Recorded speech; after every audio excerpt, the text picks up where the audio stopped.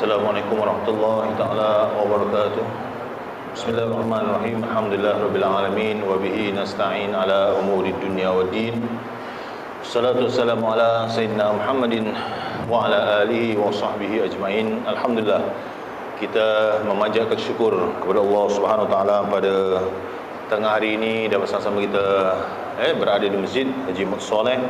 Di samping kita dapat bersama-sama melaksanakan solat zuhur berjemaah dan kita dapat bersama-sama i'tikaf di Masjid Haji Mut Soleh ini, dan dalam masa yang sama juga kita dapat sama-sama mendengar kuliah zuhur yang ringkas insya-Allah. Mudah-mudahan keberadaan kita di sini akan menambahkan lagi kekuatan iman dan Islam kita, dan kita dapat mengukuhkan lagi ibadah kita dengan Allah Subhanahu wa taala. Ini taqarrub ila Allah, mendekatkan diri kita kepada Allah. Di samping kita dapat mengeratkan hubungan silaturahim.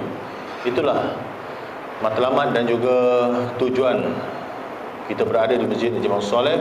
Bukan saja kita beribadah kepada Allah, tapi dalam masa yang sama juga kita dapat kebaikan-kebaikan dan manfaat selama kita berada di masjid ini insya-Allah. Maka sebab itulah kalau kita memperkatakan tentang keutamaan, kelebihan mereka yang berada di masjid ini, tentu sekali banyak sekali. Salah satunya adalah bila mana kita berada di masjid, kita senantiasa didoakan oleh para malaikat. Itu dia. Kerana apa? Kerana di sinilah para malaikat diutuskan oleh Allah Subhanahu wa taala untuk memohon kepada Allah agar kita sentiasa mendapat pengampunannya dan juga mendapat rahmat dari Allah Subhanahu wa taala.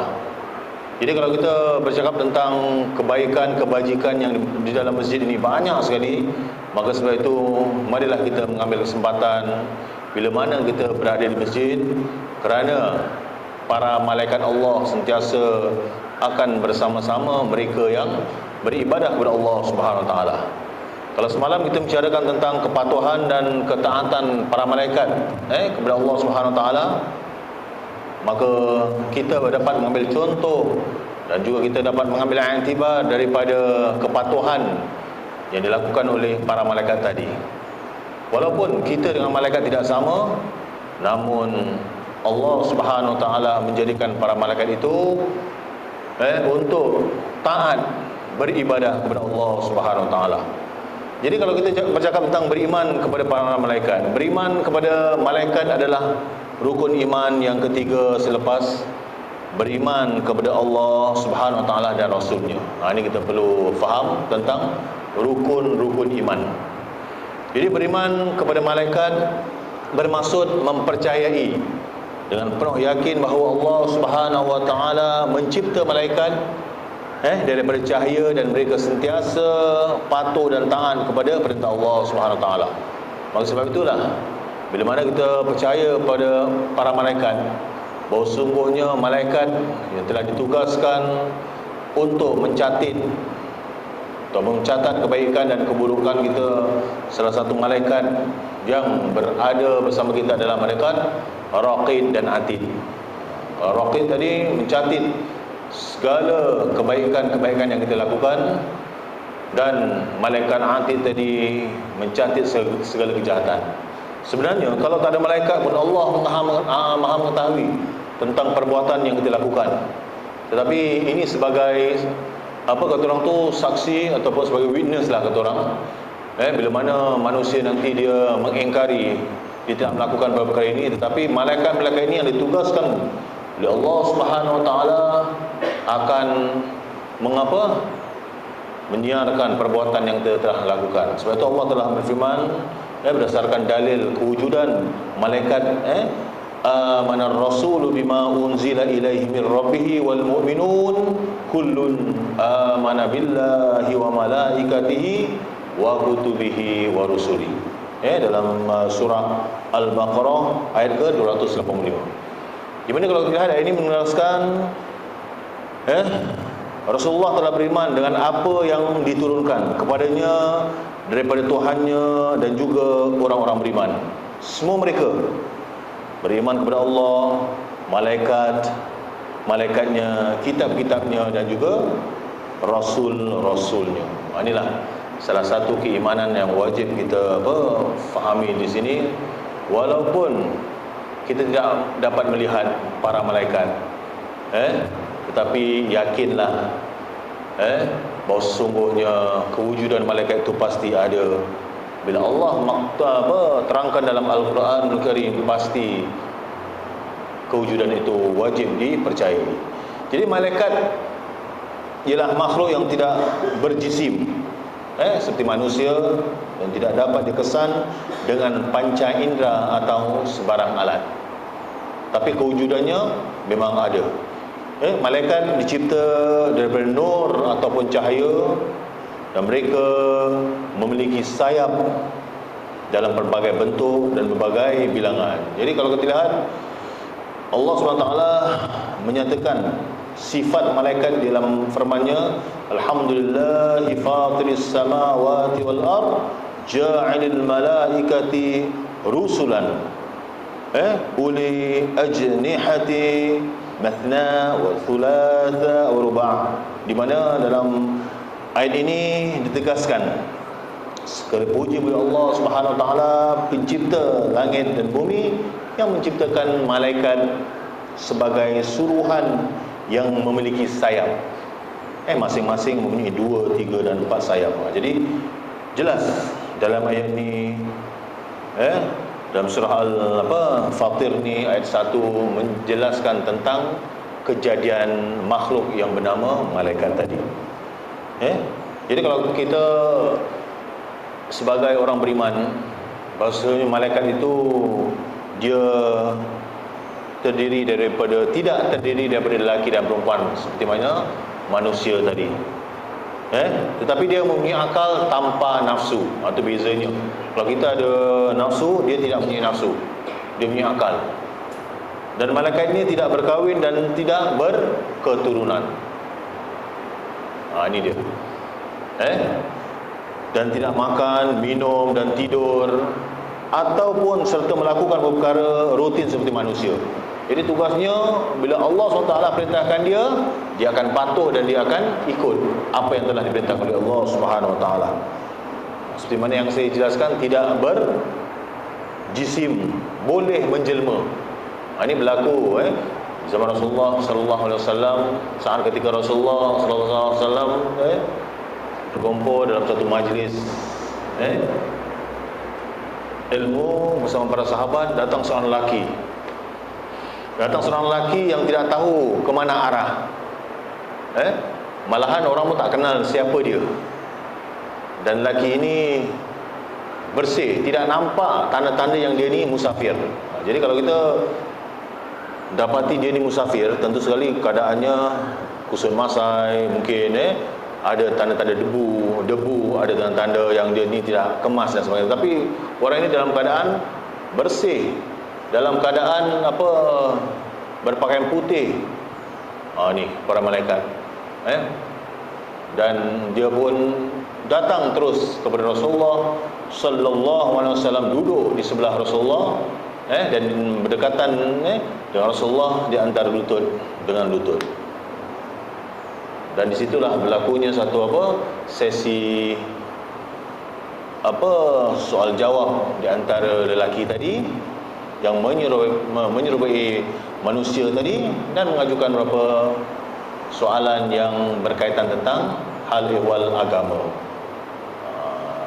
Jadi dalam dialog ini saya tak bincangkan lebih lanjut, tapi apa yang kita lihat, di mana dia menjelma, boleh menjelma tadi dalam bentuk manusia tadi. Ditugaskan dengan tugas-tugas khas. Contohnya lah, kalau lelaki yang dimasukkan itu di akhir sesi perbualan dengan lelaki tadi bersama Rasulullah, para sahabat ditanya oleh Rasulullah, siapakah lelaki ini? Maka para sahabat mengajukan soalan, Allah wa Rasul alam, Allah dan Rasul saja yang maha tahu.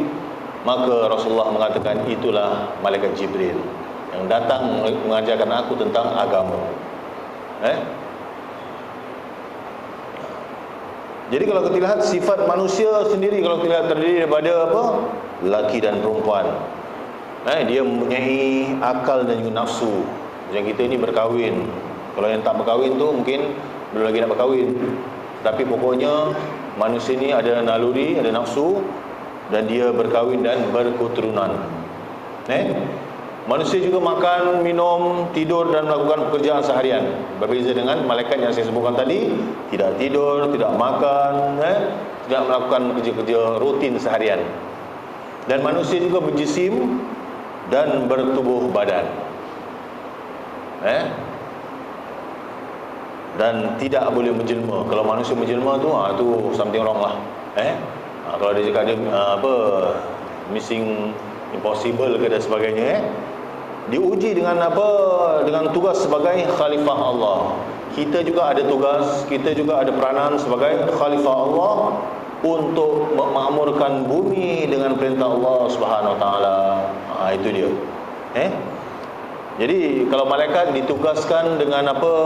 Tugas-tugas khas, tapi manusia tadi juga ada peranan dan juga tanggungjawab sebagai khalifah di muka bumi ini. Jadi inilah kalau kita lihat keimanan kita kepada para malaikat, di mana kesan beriman kepada malaikat tadi akan membawa kepada ketaatan perintah Allah Subhanahu Wa Taala tanpa berbelah bagi. Ini seorang tadi bila dia beriman kepada malaikat, bersungguh-sungguh dalam melakukan suatu tanggungjawab. Dia tahu bahawa dalam dia melakukan apa saja pasti ada malaikat kiraman katibin ya'lamuna ma la taf'alun. Kiraman katibin, dia mengetahui apa yang kita tidak, dia mengetahui ya'lamun apa yang kita buat, apa yang kita lakukan segala-galanya, kita akan dicatat oleh para malaikat tadi. Jadi bila mana seorang tadi beriman kepada malaikat, kesannya adalah cermat dan teliti dalam pekerjaan. Dia tahu setiap perbuatan yang dilakukan pasti dia akan dicatat. Wa may ya'mal mithqala dzarratin khairan yara wa may ya'mal mithqala dzarratin syarran yara. Walaupun sebesar zarrah yang kita lakukan, pasti akan dinilai oleh Allah Subhanahu Wa Taala, dan pastinya ada malaikat-malaikat yang mencatatnya. Yakin dengan janji Allah Subhanahu Wa Taala. Inilah kesan daripada berimannya kita kepada para malaikat yang telah ditugaskan untuk menjalankan tugas-tugasnya tadi. Jadi banyaknya malaikat, ada 10 malaikat yang wajib kita ketahui, di mana setiap malaikat mempunyai tugas tersendiri mengikut ketentuan Allah Subhanahu Wa Taala.